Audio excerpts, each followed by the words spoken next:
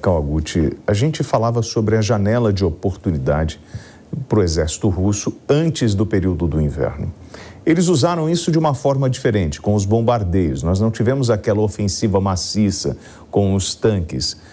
O que nós podemos esperar agora com a chegada do inverno? É o momento em que o Putin vai apresentar as suas cartas e fala assim, olha, eu tenho a energia que vocês precisam e agora nós vamos para a mesa de negociações sem precisar disparar um único míssil? A gente, falando primeiro do ponto de vista do campo de batalha, quem está com a iniciativa da guerra nesse momento é a Ucrânia. Então, quem tem pouco tempo para se mexer, 4 semanas no máximo, é a Ucrânia. O que eles vão tentar, o que eles dizem que vão tentar fazer é retomar a cidade de Kherson, que foi a primeira capital ucraniana a cair logo no início, nos 5 ou 6 primeiros dias da invasão russa, e eles estão ali numa faixa de terreno, tem uma luta muito grande numa faixa de terreno de cerca de 40 quilômetros, que fica entre a cidade de Mykolaiv e a cidade de Kherson. Já tem várias semanas que as forças ucranianas estão tentando romper as linhas de defesa russas, só que não estão conseguindo. Espera-se aí uma ofensiva muito grande. Antes dessas 4 semanas, a gente estava no período de chuvas agora, que a gente está no período de chuvas que dificulta bastante a locomoção no campo de batalha. Em seguida vai ter o período aí do inverno, que tem o congelamento do terreno. Então, eles têm uma janela de tempo pequena para tentar retomar essa cidade, e acredita-se que vai ser uma batalha bastante intensa. Depois que o inverno chegar com muito rigor, a questão da manobra, ou seja, você andar com blindados pesados pelo campo de batalha fica mais difícil. Então acredita-se que não vai ter grandes tomadas e retomadas de terreno durante o inverno.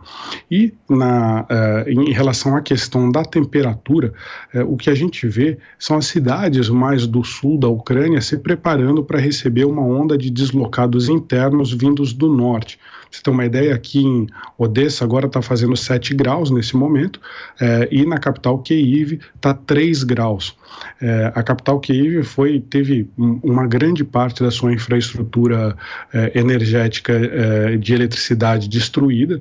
Eles estão aí com blackouts praticamente diários, que vão aí das 6 da manhã até 6 da noite, mais ou menos, a energia fica ligada à noite por causa do frio. E como o Luca trouxe, o prefeito, o Vitaly Klitschko, não descarta a hipótese de retirar 100% aí da população da cidade. Essas pessoas ou vão para o exterior ou vão vir aqui para cidades como Odessa. Odessa está preparando aí para receber pelo menos 50 mil pessoas de outras regiões. Tem esses pontos de aquecimento que o Conrado citou, mas as autoridades estão dando preferência para que essas pessoas fiquem na casa de outras famílias, porque eles descobriram que custa mais ou menos o mesmo preço de, por exemplo, você pegar um estádio de futebol e botar aquecimento lá dentro para ficar centenas de pessoas, do que você mandar essas pessoas, cada uma, para uma casa de uma família. E eles acham que gera estresse, por exemplo, você ficar com centenas, milhares de pessoas numa grande estrutura, as pessoas passam meses lá convivendo, acaba gerando tensão, acaba gerando brigas. Então eles preferem mandar que a própria população disponibilize quartos para outras famílias que venham de regiões mais ao norte do país. Eu até convido o telespectador, eu estou fazendo a cobertura diária desses pontos, e pelo Instagram, o meu Instagram é Kawa Repórter. Quem quiser lá me seguir, eu estou colocando fotos e imagens todo dia aí desse dia a dia aqui na Ucrânia.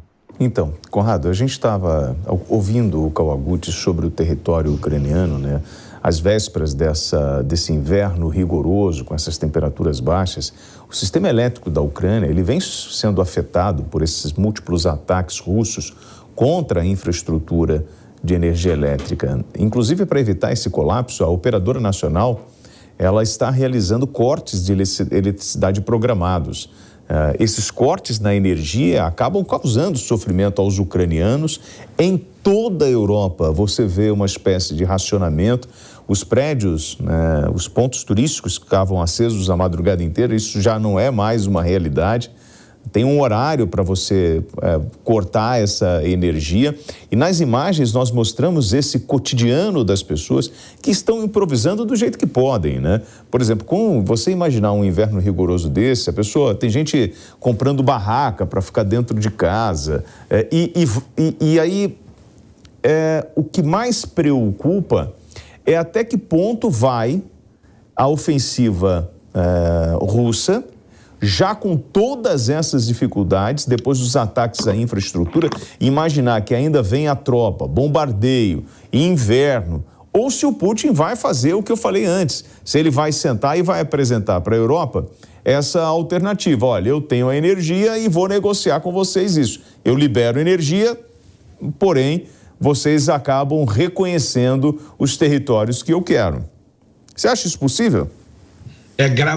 Mas olha só, meu amigo William, é grave a situação. Quando eu falei que eu estava ali na fronteira com a Romênia, tem ônibus deixando a Ucrânia em direção à Grécia. A Grécia tem diversos assentamentos ali, diversos refúgios, dá 40 horas ida e volta, dá 40 horas de ida e 40 horas de volta. E eles estão fazendo esse bate-volta todo dia, mandando refugiados para a Grécia. Outro ponto interessante da gente ver, quando tu me pergunta da Rússia, o Putin acabou aquele alistamento que eu falava para vocês algumas semanas atrás, de mais de 300 mil soldados. Então, eu acredito que a ofensiva ainda pode vir a acontecer. E pior, sabe uma medida que o Putin fez? Ele recrutou todos os presos por crimes graves. Ou seja, ele recrutou bucha de canhão. Ele recrutou pessoas para botar na linha de frente da infantaria para tomar bomba na cabeça. Essa é a realidade, né? Então, olha que momento crítico a gente está chegando na guerra,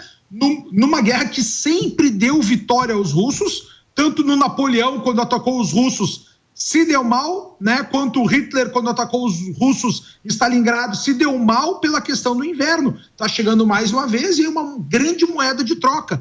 Tanto que essa moeda de troca, até hoje, naquela convenção que está acontecendo lá no Egito, o próprio Macron tratou como grande amigo quem?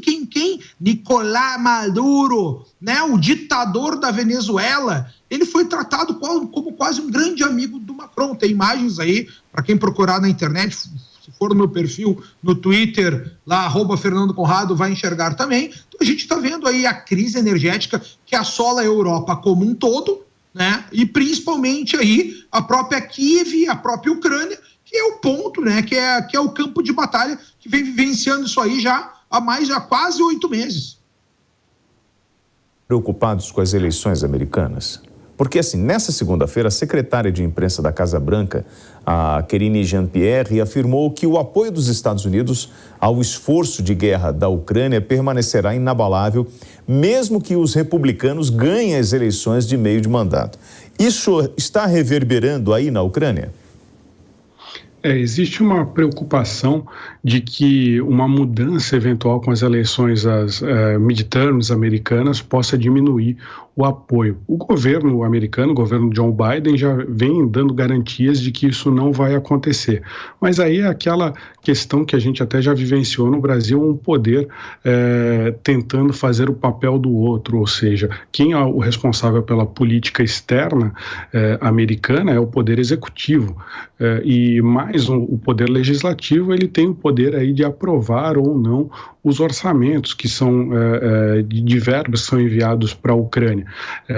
Você tem aí pelo menos você teve mais de 40 bilhões de dólares que só nesse ano que foram enviados para a Ucrânia. Se a gente pensar na fase pré-guerra, essa cifra chega a quase 60 bilhões de dólares. Isso não é nem 10% do orçamento de defesa americano, mas é uma quantidade de dinheiro considerável.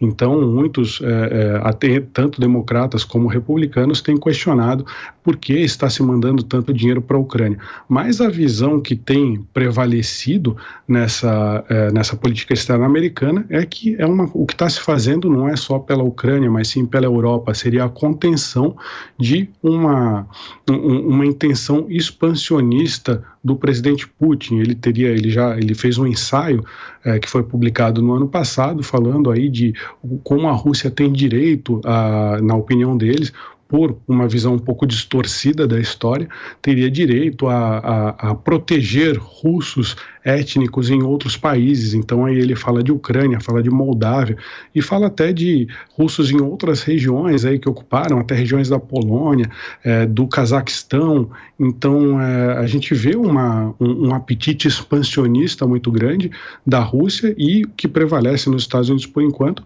é essa vontade de fazer a contenção desse apetite expansionista. É claro que a gente vai ter que ver agora o que vai acontecer com eventualmente um Congresso mais republicano, se esse apoio vai arrefecer ao longo do tempo ou não. Acho que a curto prazo não. Conrado?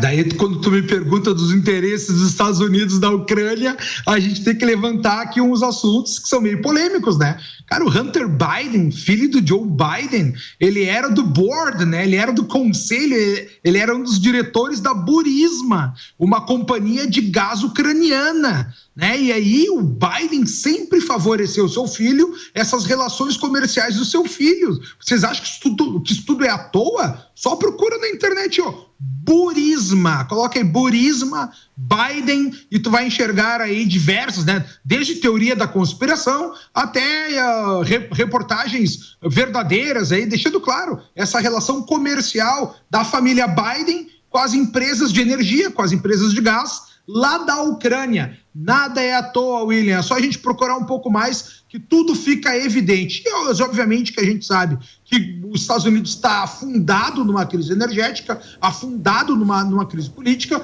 o Biden aí meio capenga das suas ideias, e é por isso que os republicanos vão ter essa vitória expressiva sobre os democratas lá nos Estados Unidos, e toda essa guerra a gente sabe que teve um grande empenho dos Estados Unidos para tirar o foco da crise na qual os Estados Unidos está metido, né, até os gurgumilhos, e tentar trazer esse foco aí para uma crise internacional, e quem está pagando esse preço, obviamente, é o povo ucraniano, William. Mas espera aí, Conrado, quem invadiu a Ucrânia foi o Putin. Antes mesmo do governo americano, tinha, lembra-se, a OTAN... Claro, sempre. Então... Não, desde o próprio Bush. Tu sabes que lá, quando a gente tem lá o Pacto de Roma, né? Porque o Putin, ele foi muito esperto. Chegou um ponto dessa negociação, ainda lá no início dos anos 2000, final dos anos 90, que ele pede para ele entrar, para a Rússia entrar na OTAN. E aí os Estados Unidos dizem, ok, tu pode entrar, só que tu não tem poder de voto e tu é o último a falar. Daí o Putin falou, para aí, vocês estão me tirando para bobo. E até então, daí foi feita uma outra negociação, pedindo aí da Rússia para que os Estados Unidos não forçassem a entrada de países que estivessem muito perto da fronteira com a sua capital, Moscou, para que eles não entrassem na OTAN. E isso aí é a justificativa do Putin para entrar na guerra. Foi essa colocada de pilha, né?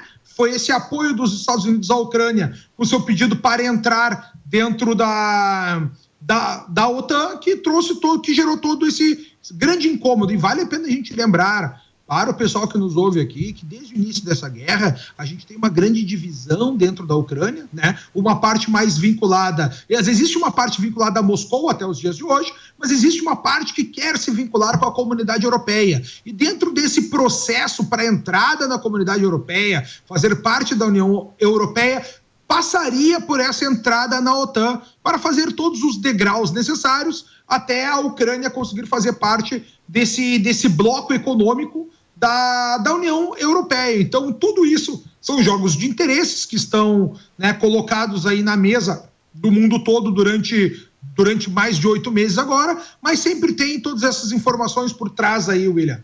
Rapidinho, Calgucci, para finalizar, você tem 1 minuto, mas os Estados Unidos estão pressionando os ucranianos para pôr um fim nessa guerra? Então, por enquanto, não. Existe sim essa teoria, tem partidários americanos que querem que coloquem um fim nessa guerra, só que a visão que está prevalecendo no momento é o seguinte: se você faz um cessar-fogo agora, isso você só vai dar mais tempo para a Rússia conseguir se rearmar e voltar a atacar não só a Ucrânia, mas outros países, aí, possivelmente os países não membros da OTAN. Então, o que prevalece é essa visão. previsão, não dar uma trégua agora seria só dar mais tempo ao Putin para se preparar mais. E convidar vocês novamente, por favor, se quiserem ver as notícias diárias aí da guerra, o meu Instagram, @KawaRepórter. Kawaguchi, ele que está em território ucraniano, nosso jornalista convidado, obrigado pela participação. Uma boa noite para você, Kawaguchi. Boa noite.